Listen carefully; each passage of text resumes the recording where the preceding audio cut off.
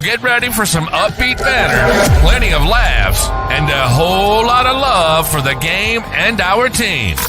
This is Buds and Blue Jays. And now your hosts, Riley McConnell and Jesse Burrell.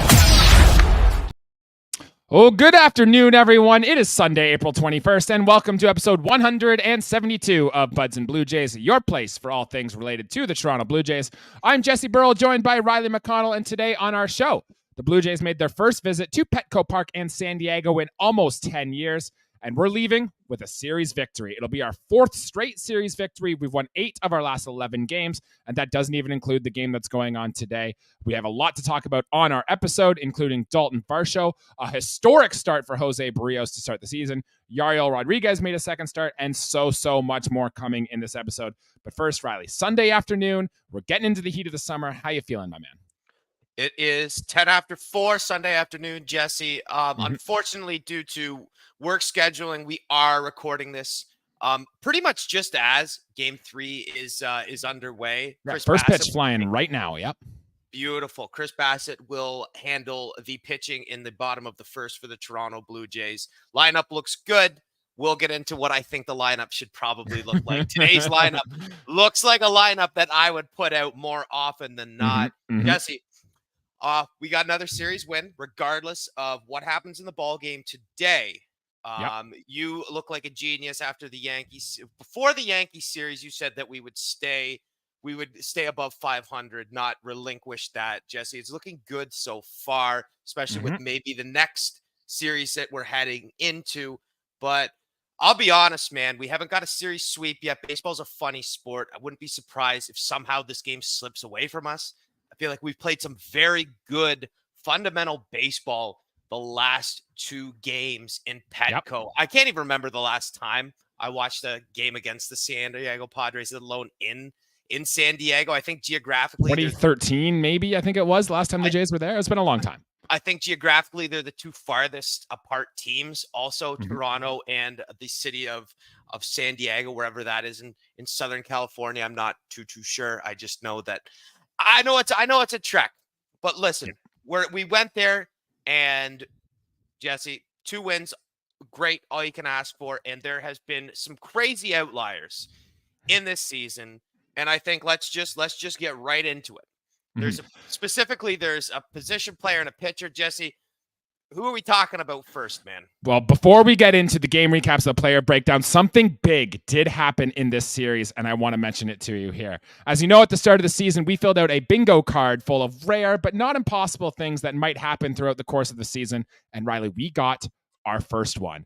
I'll throw it up on screen here for those of you watching, but we officially got our first mark on our bingo card, and let me tell you, it was not the one I thought we were going to get, but in game 1 of this series, Jackson Merrill hit a ground ball that went to first base. Vlad made a nice play, and it went right through his glove. If you remember in the 2022 season, there were 2 or 3 instances of a baseball going right through Vladimir Guerrero Jr.'s glove, and it happened again in this series. So we have our first mark on our bingo card. We got it. We are now 3 marks away, including an Alejandro Kirk triple, for that jersey giveaway we are going to give away if we do indeed get a bingo on this card. Riley, looking at this, it's exciting. We got the first one off the board. Do you have a guess on which one's going to happen next here?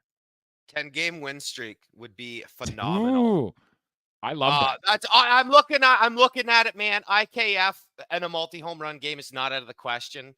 And a lot of them, hey, crazy scenarios. If you win or lose a game based off of balk, that's a stretch.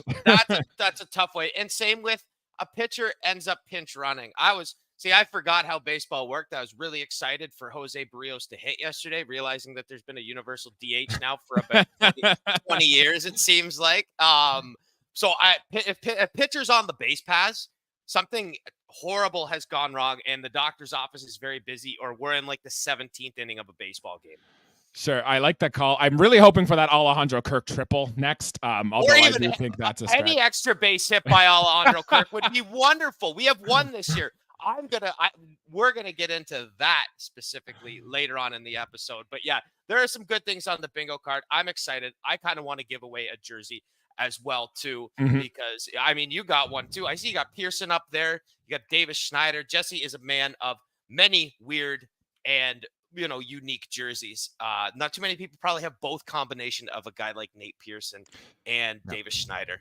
And you could be yours as soon as you get bingo. So please make sure you follow along with us on the social medias. We'll be very active with all that stuff there. But Riley, without further ado, a lot to talk about in this Padres series. Let's get into the game recaps for those of you who might have missed it at home. Game 1, the Blue Jays win this game 5-1. They got off to a good start. Justin Turner, who loves hitting in San Diego, hit a home run in the top of the first to a chorus of boos from Padres fans. And the Blue Jays added 4 more in the top of second thanks to a 2-run RBI double from Kevin Kiermaier and a Vladimir Guerrero Jr. RBI single. Yariel Rodriguez made his second career start and looked good. 4 innings pitched, 7 strikeouts, 1 walk, 1 earned run on 83 pitches. And the bullpen behind him pitched 5 innings of 2-hit baseball. Bo, Vlad, Turner, and Danny Jansen had multi-hit games in the win. And in game 2, it seemed like almost a repeat in this one. For the second time in a row, the Blue Jays got off to a hot start. They win this game 5-2. Vladimir Guerrero Jr. hit a double. Bo Bichette reached via an error. And then Daulton Varsho took a 3-1 fastball over the fence for his 5th home run in 10 games. The Jays added 1 more in the second thanks to Isaiah Kiner-Falefa scoring on a wild pitch. And Jose Berrios continued his string of dominance, firing 6 shutout innings. The bullpen did give up some base runners and some runs, but ultimately got the job done. Jordan Romano got a second save of the season, 3 hits for Varsho, and 2 more for Vladimir Guerrero Jr. in that progress. Game 3, as mentioned, currently in progress. The Jays went 1-2-3 off Joe Musgrove in the first. Chris Bassett is literally facing Xander Bogaerts in the first start. If anything dramatic does happen while we are live, we will react instantly. We will talk about it during the show. As things stand, Blue Jays 12-9.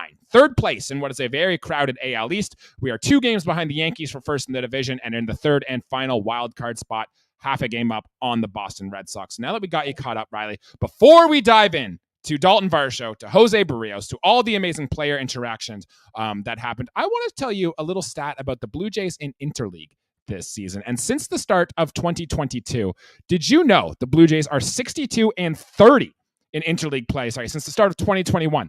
Best in Major League Baseball. How do you feel about that? It's a very good winning percentage. I think the term interleague means a lot less now than it used to because for a while, I don't know the years. I know there was a time where AL just played AL, NL just played NL. There was even American League umpires and National League umpires. Also, I didn't know that until they actually integrated into the same league up until like probably 2 or 3 years ago because I'm just behind the times like that. And teams play each other once a year, every year, once a year, there's a series. If it's a 2-game series, doesn't matter.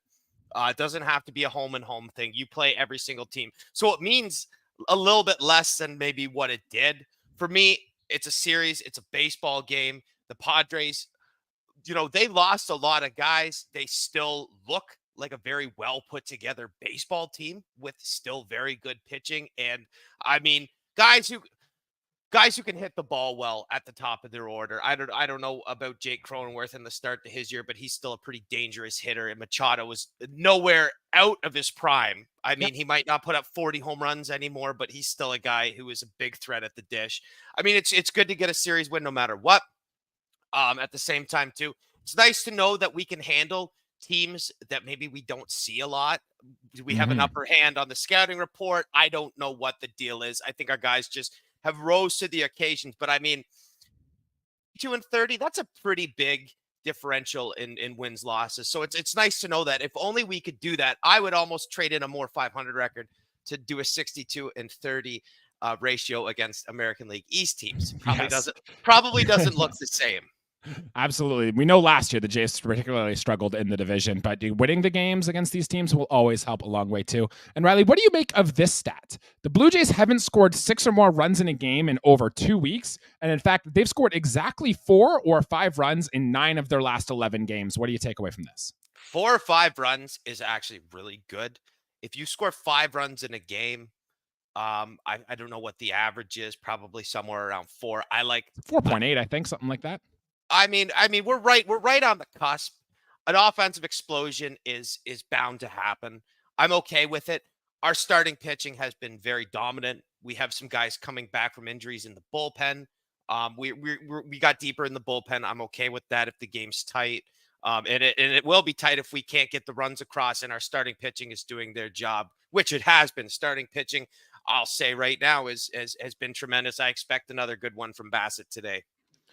So do I here, Riley. But we've buried the lead. We are now 10 minutes into our episode. How Yeah, have we not talked about Daulton Varsho yet? Man. I tried right off the bat, and you're like, whoa, wait a second, Riley. We got to talk about the bingo card, and we talk.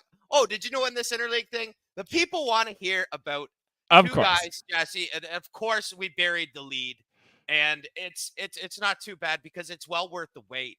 And who'd have thought it? Daulton Varsho leads our team in, I think, almost every power statistic. Maybe Justin Turner hasn't beat in slugging, but for home runs and 11 RBIs, that's a lot of just RBIs coming off the home run, but 5 home runs in 10 games. That's good. That'll work. Yep. And to go along with that, Jesse, that bat that is now coming alive, the defense, man. Oh my God. Night in and night out. And this guy, this is I'm going to play catcher, be brought up as a catcher for the Amorato Sod Poodles or wherever he was. And then, be a catcher in the minor leagues and then, have a good stint with the Diamondbacks and then come to Toronto. And then, I was a decent right fielder. And now all of a sudden I'm one of the best, if not the best defensive outfielder in all of baseball. Jesse, you have something to tell us Blue Jays fans out there? Well, George Springer just had a weak hit to right field, just roll through his legs, which allowed Manny Machado to get the third for a triple. Jays are down 1-0, but we'll get into that later. Go on about Daulton Varsho. I think I could possibly go on and just write the script on this guy. Tremendous defender. And listen, the average is going to be, we kind of determined that this guy's not going to hit for a high average, but the fact that this guy's 5 home runs in 11 games and that he is continuing to show that he can hit higher and higher in this lineup and that he's actually coming through in big situations in big ways. Justin Turner seemed to be the only guy with a clutch gene in him to start this season. Varsho's doing the same thing. It's really refreshing to see. And yeah, I'm going to say it one more time. The defense, he's made catches with like a 5% or 20% probability rate. Like and his throwing arm is fantastic. He's except for the contact, he's a 5-tool player. I mean, the most important tool for me is contact, but he's exemplifies the other 4 tools perfectly. Yeah, his catch in left field he made in game 1 of this series had an expected batting average of .830. It's a home run in 13 ballparks, including the Rogers Center. Daulton Varsho, he had to make a jump, but he got there with ease. One of the best players I've ever seen play left field. Riley, don't go in any deeper in this, but true or false? Daulton Varsho should be hitting top 5 in this lineup every single day from here on out. False. I want him 6. Okay, close enough though. He's definitely a high impact in this series here. And then I want to play 2 truths and a lie with Daulton Varsho, and I'm gonna put out some 3 facts, and I want you to tell me which one, Riley, is not true. Okay. Okay. Gotcha. First one, Daulton Varsho leads all of baseball in defensive runs saved. Over the last 2 weeks, Daulton Varsho's WRC plus and slugging percentage are top 5 in all of baseball. And then the third one, Daulton Varsho leads the Blue Jays in stolen bases and is also the fastest runner on the team. Which one of those is a lie? Oh, I feel like the third one. I feel like Ernie Clement's faster.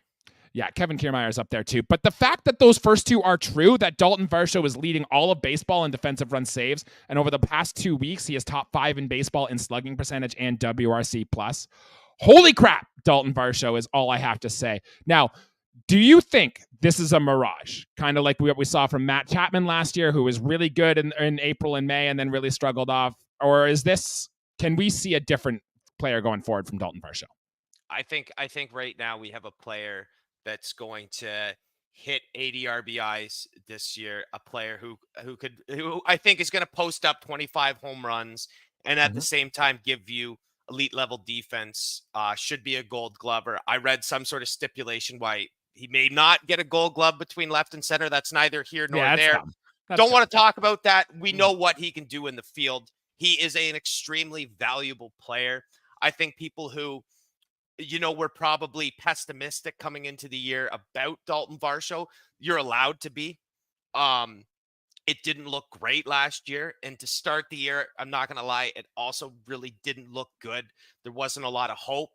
But this last little stretch that Daulton Varsho has had has really helped the Toronto Blue Jays. If you're to take a snippet of the last 2 weeks in the season, I mean, for position players, he's our MVP. No doubt about it.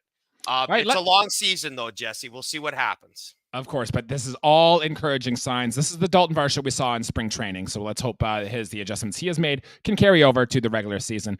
From the batter's box to the pitcher's mound, Riley, we have to talk about this one. And your guy, Jose Berrios, is off to the best start in franchise history. In this series, 6 more shutout innings. I believe it was 5 hits, 6 Ks. I have his line here somewhere. But either way, he pitched. No runs came across the plate. Yeah, 2 walks, 6 strikeouts.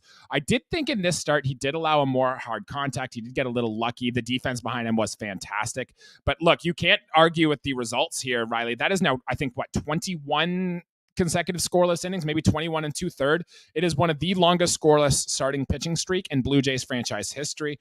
And what he has done all throughout the course of the series has just been fantastic and to start the season. In fact, ESPN has a Cy Young tracker right now for who they think is going to be the Cy Young. And if you take out the relief pitchers, because no reliever is going to win a Cy Young award, Jose Berrios is the odds-on favorite right now for the American League Cy Young award. How are you feeling, Riley, about Berrios' nice start to the season? Those are some pretty big claims right there. I don't know how the season's going to change that. There will be times where he struggles. I felt like he struggled a little bit in his start. But let me just say this. He did not give up an earned run. He did not allow a run. And I think when it comes down to it, that's the most important thing. To pitch in the clutch, get out of those jams, and the defense is there for a reason, and the defense behind them is there for a reason. We substitute possibly some power, some pop in the lineup to have these elite fielders help out our pitching. So right off the bat, like, oh, we're gonna get a close game here. There's a runner in scoring position, 2 outs, defense comes up big. That's why they're there. He got hit hard, but then again, I mean, he's still got a lot of swings and misses. Yep, the sweeper still looks fantastic. The break on the pitches, I know that the location wasn't always spot on. It was tough to watch where the catcher was setting up versus where the pitch was executed. But you know what? Jose Berrios has had a tremendous stretch of starts to start the year. And I think we're going to see more or less the same. You're going to see the odd blip. Every starting pitcher is going to have the odd stinker of an outing. And I don't think they're going to be a lot for Berrios, but to be honest, I had this going into the year was Berrios is going to be a top 10 in Cy Young voting. I did not expect, and I don't think a lot of people expected this hot of a start. The amount of strikeouts, the amount of innings pitched, and just all around, kind of the very flat numbers for runs given up, base runners allowed, walks, all of the above. I mean, he looks like a true ace on the mound, and his numbers clearly reflect that, especially with Gausman not at his tip top game. It's really nice that Jose Berrios has essentially stepped right up into the number 1 spot right now. Yeah, like I said, his stuff wasn't at his best in this game, but he still made pitches when he had to. Manny Machado coming up with the bases loaded. You can't walk the guy. He throws a first pitch sinker in on his hands, jam him, got the pop-up, got out of the inning. Jose Berrios made the pitches when he had to. He's going to have a blow-up in there somewhere. It's going to happen. But honestly, if this is what it looks like when Jose Berrios is at his best, that is quite good. Update for you. Chris Bassett just picked off Jurickson Profar off second base to get out of the first. He's having a tough time, Profar. I tweeted this. I forget who called him irrelevant. There was an instance wherever he got tossed from the game last night, and so did Schilt. And it was an equipment. I know it's not an equipment violation, but he kind of showed up the umpire, who, by the way, both sides not calling a tight game. That is the that is the kind of strike zone size I would call for a Pee Wee House League game. When the pitchers don't throw a lot of strikes, so you give them the benefit of the doubt. That one was at my shoulders. Yeah, I know. Next 3 will be over your head, buddy. Swing the bat. There you go. I mean, yeah, at least Profar's finding a way to be relevant, not irrelevant in Major League Baseball. And nice to see Chris Bassett pick a runner off. I had some other players, some minor notes. We don't have to go into too many details into any of these guys, but just from other things that I've seen in this series that kind of caught my attention here. First off, Justin Turner. He's hit 26 career home runs in San Diego. He first at bat here, he takes a 92-mile-per-hour fastball, drills it to dead center. It just cleared the fence but it still counts. Still a home run for Justin Turner, so I was happy to see that. George Springer made a nice catch in right field, kind of twisting and turning, getting back and able to catch it to escape some jams. I actually wanted to talk a little bit about George Springer too. Like, he hit the 2 home runs in the Tampa series to begin the year. Now he's turned more into almost like your prototypical leadoff hitter. He's working deep counts. He's trying to get in. He's just focusing more on these soft singles. Like, we haven't seen the exit velocity numbers from George Springer yet, but I did notice today he's now gone 15, and if you count his first appearance in this game, 16 consecutive plate appearances now without striking out. That's like top 10 in all of baseball. It seems like George Springer has really changed his approach a little bit. Something to watch for going forward. And I wanted to talk a little bit too just about Isaiah Kiner-Falefa. Did you know over the last 3 weeks, he is 3rd in baseball in line drive percentage? Wow, I wouldn't have guessed that. Wouldn't have guessed that either. A bunch of them are getting caught. They're like line drives right after, and none of them are hit. It was super hard with that authority, but that was really interesting. Did you have a thought on any of those, or did you want to talk about Danny Jansen here? Well, 1 second, real quick, that George Springer has never screamed leadoff hitter to me. But I didn't think this season was going to go the way it is for George Springer. He's taking his walks, he's limiting his strikeouts, he's getting on base, he's setting the table, and I really, really like that. And that catch he made, where he got spun around in right field, those runners on first and second could not tag. They went halfway because it looked like he was in a big kerfuffle and was not going to track that ball.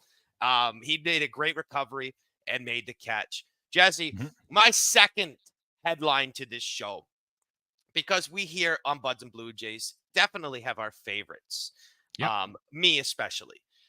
I want to talk about Danny Jansen, who is in the lineup in this game. Correct. Yep. Hitting 7th. This will be his 3rd game of the season. Jesse, he has 2 extra base hits on the season, 2 doubles. And I'm going to add, in one of those at-bats he's had in his first 2 starts, he did hit a pretty high fly out into left center field. Just want to add that. Obviously, wrong kind of part of the bat. Didn't barrel it up. Didn't go out, obviously. Looks all the same on the score sheet. Alejandro Kirk, 1 extra base hit in 17 games played, 16 games played. Do the math. I say do the math. It's already there for you. 2 versus 1 is significantly less time, man.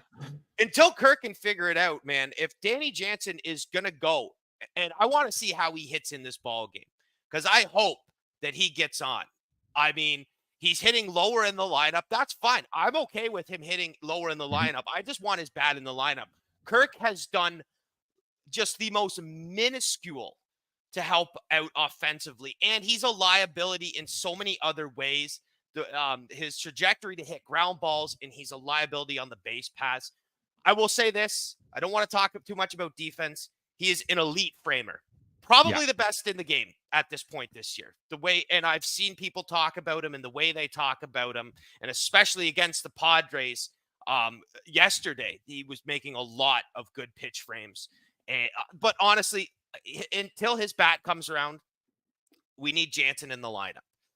We need that extra support with the bat, because Jesse, like you said early in the episode, we're not scoring too many runs in a game. I really think that Danny Jansen is going to be that guy that can help us out. I agree. It's good to have Jano back. I also want to note he made a great play too. A ball was rolling towards the dugout. He got there quickly and was able to keep it in play. My comp with Kirk has always been he's Jose Molina. Jose Molina has always been good with the glove, with the frame, with throwing out base runners. Davis Schneider just hit a home run, by the way. 3-2 pitch off Joe Musgrove. So the Blue Jays have now tied this game at 1.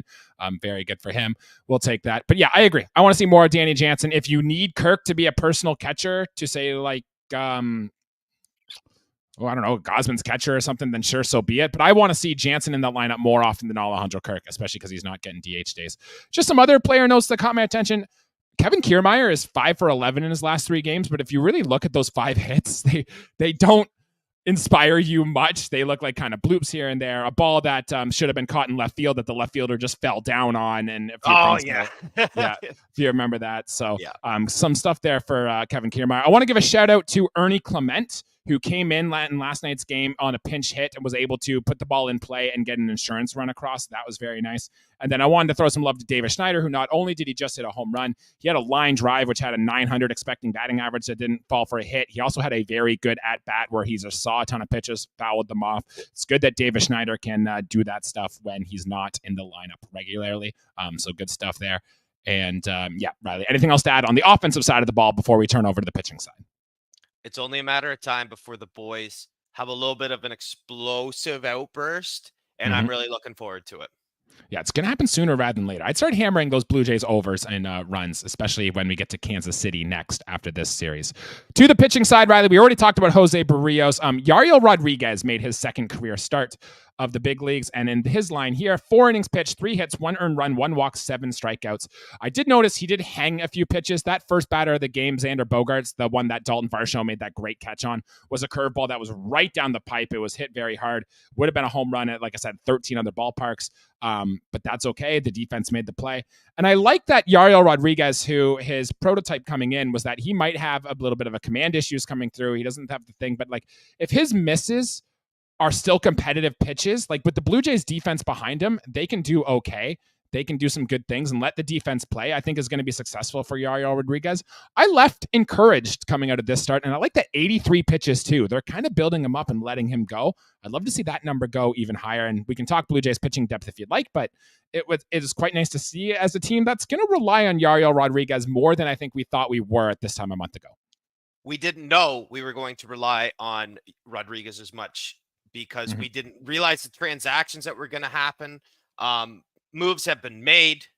I think we just lost Mitch White to the Giants for like $45. I don't know.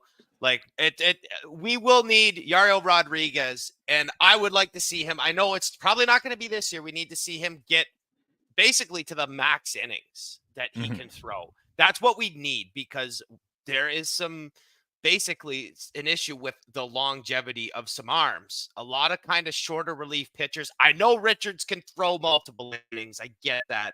Yep. We don't have a Mitch White. Alek Manoah, who the hell knows? You got probably some farm news for that. Yeah, we'll touch that later in the episode. Bowden Francis is kind of whatever. And then our other starting pitchers, and then we got some back end guys. So, I mean, it's going to be him. Let's get 5 innings for sure. And then use the bullpen. How many innings does Yariel Rodriguez throw by the end of the season? How many is he allowed to throw? Isn't there that's the question. So what do you think?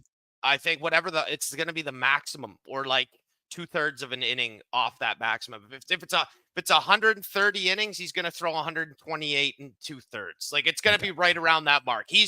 We're going to use him, and I think that's not a bad idea. He's developing at the big league level. He's a rookie that's not a 22-year-old guy.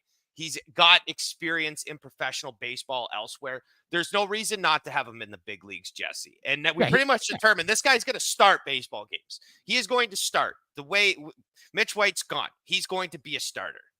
You know what's going to happen here is Alek Manoah is going to be ready from his rehab assignment. We're going to put Alek Manoah back in the starting rotation. We're going to shift Yariel Rodriguez into that Bowden Francis role right now where he kind of piggybacks Manoah. And Manoah's going to suck. Yariel Rodriguez is going to look awesome. And you and I are going to come on the show and we're going to talk about how we need Yariel Rodriguez back in that rotation so much. And it's going to frustrate us all season. But I guess we'll deal with that bridge when we get there. And Chris Bassitt right now, nothing to say. 1 inning, gave up a run, picked off the runner, 24 pitches though too. We'll keep tabs on that as the game goes forward here. Our call to the bullpen, and there were some interesting notes coming out of the bullpen here. First one, Jordan Romano's back. He worked in both those first 2 games of the season. He pitched 2 shutout innings, got the save in game 2. I don't think Jordan Romano is all the way back yet, but it was nice to see him get that save. It's good to see that slider moving again, getting some swings and miss on that four-seam fastball. How confident are you right now in Jordan Romano? 8 out of 10. 8 out of 10 confident. I'm pretty confident in what Jordan Romano can do. Okay, I'm probably a little less than that still. I'm still a little shaky, but I want to see him get that swagger, get that confidence, get that cockiness back that we know Jordan Romano can have.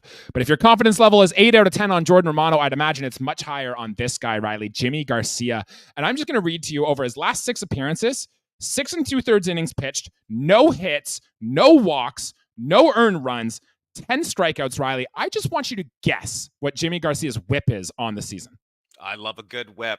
180, or sorry, 0.83. Lower. No. Give me another guess. 0.63.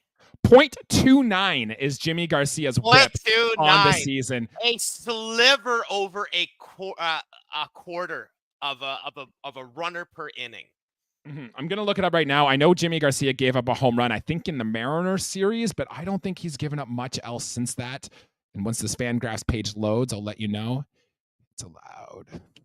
That's like some Zach Britton reliever of the year type numbers there when he was with that crazy season Zach Britton had with the Orioles. That's kind of what that puts me in mind of. Still, Jesse, early in the year, we'll take what we can get because we are getting a total different shot from other relief pitchers. The fact that Garcia has been as good as he has is an absolute gift. We needed that out of Jimmy Garcia, and he has more than delivered. You can't ask for more than what he has put into ball games for the Toronto Blue Jays. 2 hits is it. That's all Jimmy Garcia has allowed on this season so far. Absolutely fantastic. And our other 5 relievers. First of all, Chad Green to the IL. Mentioned that Nate Pearson is back in his spot. He'll probably slide right into that Chad Green role. And the other 5 relievers, excluding Bowden Francis, I want you to rank them, Riley. And that's Nate Pearson, that is Trevor Richards, that is Eric Swanson, and then our lefties, Tim Meza and Genesis Cabrera. Rank those 5 guys by how confident you feel in them right now. It's a really tough question. I'm going to go to the very bottom right now. And I'm going to put Tim Meza the very bottom, which is something I did not think I would do. In front of him, I'm going to throw Nate Pearson. Okay. So he'd be number 4. And then still hasn't allowed a run this season, just saying. I know. Hey, Jesse, I get your case. It's just I feel a certain way about certain pitchers. Nate Pearson doesn't always give me the most positive vibes. He's wild. Which can be risky for a reliever. He is the wild card relief pitcher. We don't know what you're going to get. I'm going to throw number 1. I'm going to throw Cabrera number 1 for sure. And I think Richards has got to be up there as well. I'll put him in the number 2 spot. And then whoever I'm missing in the number 3 spot, who's escapes my mind right now. Eric Swanson. Eric Swanson. If anything, I'll make you feel better, Jesse. I'm going to actually, for the sake of this, put Nate Pearson in that 3 spot and move Eric Swanson into the 4 spot because he really hasn't given me reason to be too confident. Obviously, has dealt with a lot, and there could be more than a physical issue with Eric Swanson. I'm okay. It's a long season. He's going to pitch for us. Maybe I think, Jesse, lower leverage situations for Eric Swanson right now, especially with Garcia as good as he is not the worst case scenario. Let's build up the confidence for a guy like Eric Swanson, who is a very valuable relief pitcher to this team. We don't have to use him as the setup guy right now. Let's get him comfortable, get him throwing, get him into ball games that maybe mean less with the score the way it is at that time, but we need him to throw. We need him to get his innings in as well. Yeah, the stuff looked better from Eric Swanson in the second appearance than it did in the New York appearance. Still allowed a lot of base runners. It's all about the location. And I hate to bring this up because I don't like bringing up the way people's body looks, but Eric Swanson looks like he put on a significant amount of unhealthy weight. But baseball is a great sport. You can play at any body size, any weight and stuff. And as long as the stuff still physically looks the same and it doesn't adjust your mechanics, then I'm not too worried about it that much. But it was a problem with Alek Manoah last year. So let's just keep that in mind as we go going forward. Yeah, let's not talk about the body of Alek Manoah or anything about Manoah for just right now, because that's still just such a subject that is still fresh on the mind, and we don't know how that story is going to play out at all. Speaking of Alek Manoah, he did make a rehab start. This one was his better one yet. This one was down in the Buffalo Bisons. 5 2/3 innings pitched, 2 earned runs, 6 hit, 5 strikeouts. He got up to 92 pitches. He ran into a little bit of trouble in the first inning, but he did settle down. Look, the location seemed to match the velocity a little bit. He was generally more consistency. I think the Blue Jays are leaving this appearance from Manoah encouraged. Sounds like he's going to make another rehab start before the Blue Jays decide what to do with him. We're both quite pessimistic on Alek Manoah. Like, I don't think we're going to get much of him, but he's coming. He'll be on the big league roster within a month. So that's interesting. And then the big one coming out of the minor league camp is our top prospect, Rickey Tiedemanns. Hadn't pitched in a while, and I was actually going to do some digging to see why hasn't that happened. And it turns out he went onto the IL. He had forearm or maybe an elbow issue that sent him to the 7-day IL. The fact we haven't heard much at all from the Toronto Blue Jays since they were going for an MRI worries me quite a bit, Riley. I am thinking I'm getting major red flags from Rickey Tiedemanns. I'm starting to feel like Tommy John is coming for Rickey Tiedemanns, and I hope I'm wrong here, but that's really what I feel like, and it's not a good vibe for Rickey Tiedemanns. So do you have a thought on any of that? I would hate to see time lost for Rickey Tiedemann. The Blue Jays are an organization that have specifically struggled with developing their own aces, especially with how you look at how a first round draft pick. I think Tiedemann wasn't a first round. I think he was third, perhaps. Doesn't matter.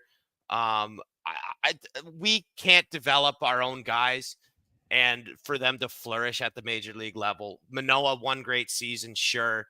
Then there was Brandon Berrios not looking too hot. We know how guys like Ricky Romero made out in their careers. Roy Halladay might be the only exception to what I'm thinking about. Pat Hankin, we're going to go farther back. It's been a long time since the Blue Jays developed a good, like Marcus Stroman is probably our best one. And look where he is now. For the sake of it, he's pitching for the pinstripes. So what good is that now? I mean, hey, he had his day with the Blue Jays. You still see a bunch of Stroman jerseys. You probably see more Stroman jerseys and jerseys than you should at the Rogers Center. I will say that Stroman was good this time in Toronto. Pitched some big innings for this team. Yeah, I was a big Aaron Sanchez guy. I'm so still disappointed about how his career, blisters are a stupid thing. He was a nasty pitcher. Enough about that. 2024 Toronto Blue Jays are without both of those guys. Not so much homegrown talent in the big leagues as far as pitching goes. But hey, the guys who we do have, they're shoving. They're doing it. Yeah, and like if Tiedemann does miss an extended period of time, then when, like we said, we traded Mitch White, we've traded Wes Parsons, Yariel Rodriguez is already in the big leagues. We're in trouble if we lose Gausman or Bassett or Berrios for an extended period of time. So God forbid we do not get there, but something to keep in mind. On the injury front, Joey Votto, I haven't heard from him in a long time. I'm starting to think it's going to be months before even we talk about Joey Votto again. So let's kind of put that on the back burner there.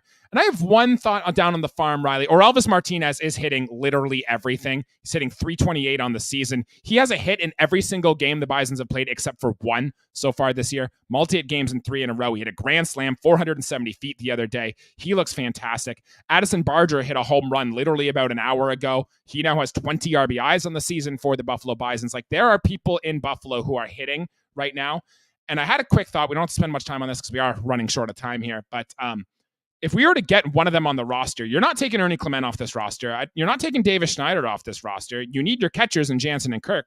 The only spot available is Daniel Vogelbach. And I'm starting to think, would we be better served with an Elvis Martinez, with an Addison Barger on the bench right now over a Daniel Vogelbach at this moment? See, I think I froze him. I got him thinking about it a little bit there because Daniel Vogelbach is the first base DH type, and with Justin Turner on this team and Joey Votto is not coming up anytime soon, and he seemed to be the forerunner to take that spot. Do you think it's better, Riley, we put Barger or Martinez in Vogelbach's spot on this roster? I think that there's way more versatility and within possible upside with any of those two guys. Listen, Vogelbach is just kind of a very one-dimensional player. He can't help you out defensively. Jesse, fist pump. I know something good just happened. You're going to tell us after I finish my thought. Not going to spend too much time on it. Hey, we know what we're going to get with Vogelbach. I would like to take a flyer, specifically, let's say a Elvis Martinez. Let's just see how he could possibly do up there, because Vogelbach, it's not like he's going to hit for a high average or get on base a lot in a pinch hit situation. A solo home run like once isn't, like it could win you the ball game, sure, but I feel like there is untapped potential and value in one of those two guys. I like the versatility defensively Barger can give you, and then the offensive upside of a guy like a Elvis Martinez. Riley, it's a shame we're going live at this recording right now because this would be a hell of a game to watch right now. Not only did Davis Schneider go deep, Ernie Clement just hit a home run.